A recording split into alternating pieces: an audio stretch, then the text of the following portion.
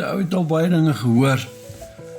En van die goed is oor tale, oor jou taal wat jy praat.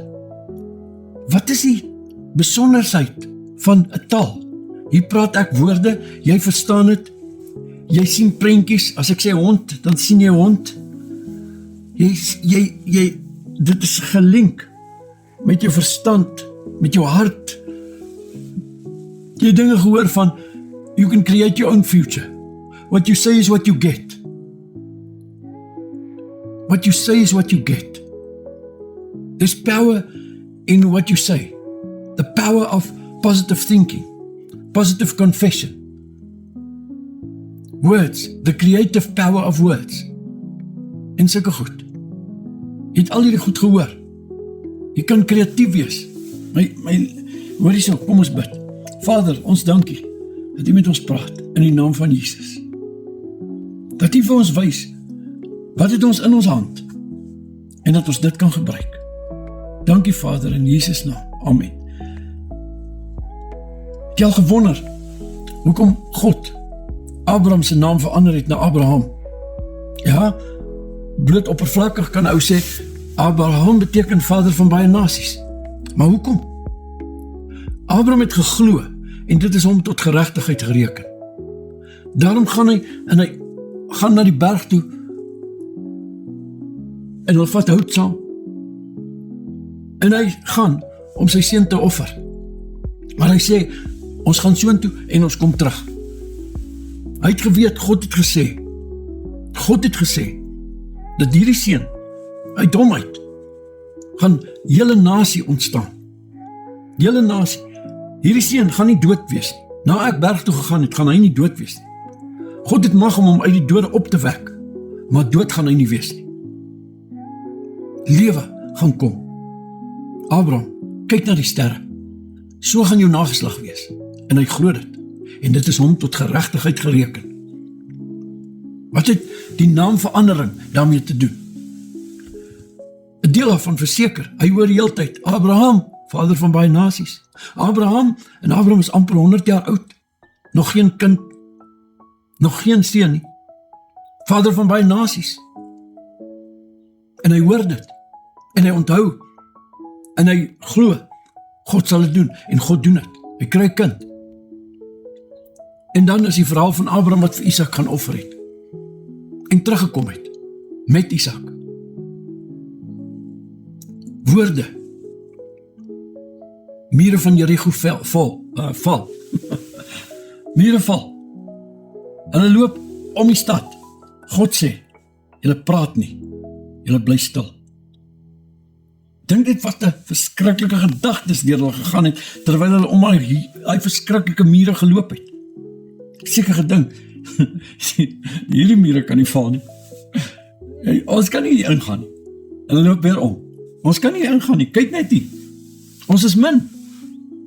En daar skreeu hulle, laaste dag, en hulle roep, en die mure val in, sodat hulle nog oor kan loop ook. Die mure val in. Hoekom mag hulle nie gepraat het nie? Wat het die woorde daarmee te doen? Nou, as jy in Spreuke gaan kyk, Spreuke 18, vers 21. Lewe en dood is in die mag van die tong. Lewe en dood is in die mag van die tong. En God het gesê, laat daar lig wees en daar was lig. En God het gesê, Jeremia 1 vers 12, jy het goed gesien, Jeremia, want ek is wakker oor my woord om dit te volbring. Ek is wakker oor my woord om dit te volbring. As jy vashou aan my woord, is my woord in jou mond net so kragtig, soos my woord in my mond. My woord in jou mond is net so kragtig, soos my woord in my mond.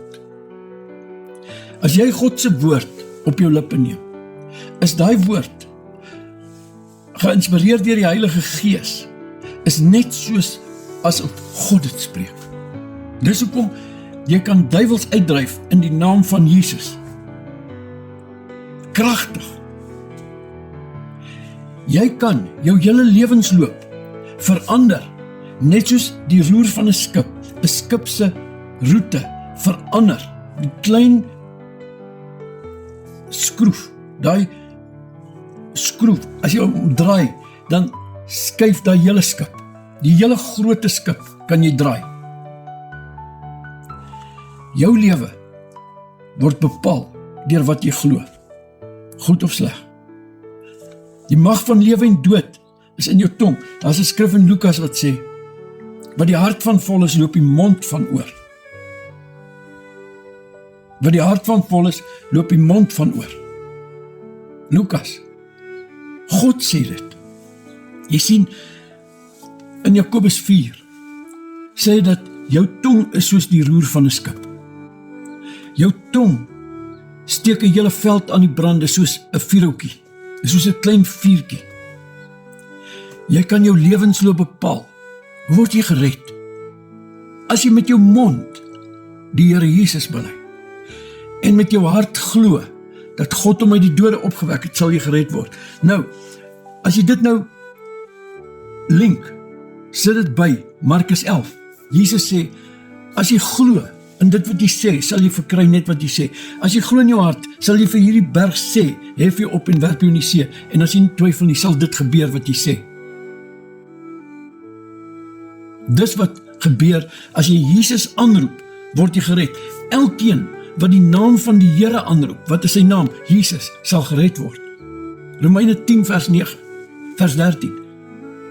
Elkeen wat die naam van die Here aanroep, sal gered word. Vers 9 en 10. As ek met my mond die Here Jesus bely, my mond, sien jy jou tong?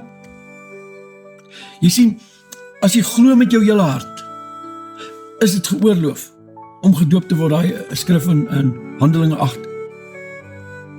En die persoon sê, ek glo. Nou jy sien, dit wat hy glo,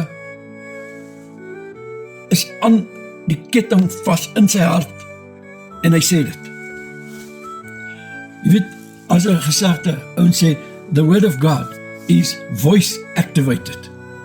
Jy sien, party goed is deesdae stem geactiveer. So as jy praat, waar is jy nou? Sê jou foon nie, ek. Party sal daarvan hou. Jy sien, jou stem activeer seker goed. Nou, Jakobus 4, 'n groot skip word deur 'n klein skroef gedraai. Die roer, die klein roertjie, kan 'n groot skip laat draai. En jy kan besluit om Jesus as jou Here te aanvaar, sodat jou hele skip in die regte rigting begin beweeg.